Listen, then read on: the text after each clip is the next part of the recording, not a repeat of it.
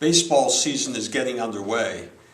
And there have been some people who have made some rather clever analogies between organized sports and organized religion. For example, in the case of baseball, we can see how large groups of people will gather at a designated day and time. They'll go to a specially designed and built facility for such a purpose. There are people who play all kinds of special roles, beginning with the ushers who show us to our seats. There are special clothing and special colors. There are rituals we go through, and there is music.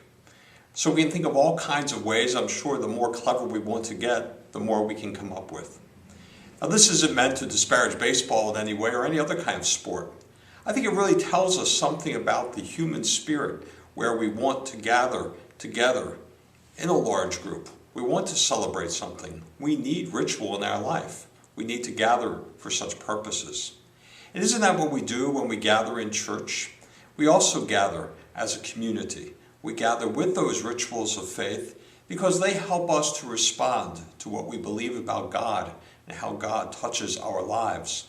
And that's important. That's significant. That makes a tremendous difference in the way we're able to live.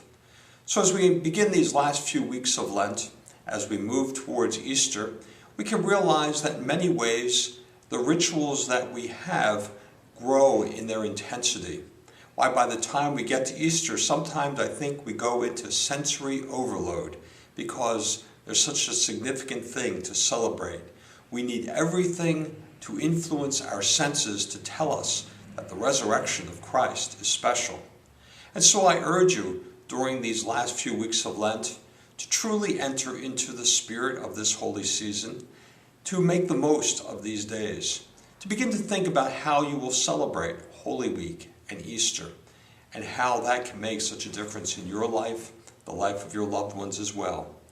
This is Father Donald at St. Clement Church in Rosedale, where we invite you. You don't need a ticket to come and join us, and we promise the sermons won't be so long that you'll need a seventh inning stretch. God bless you.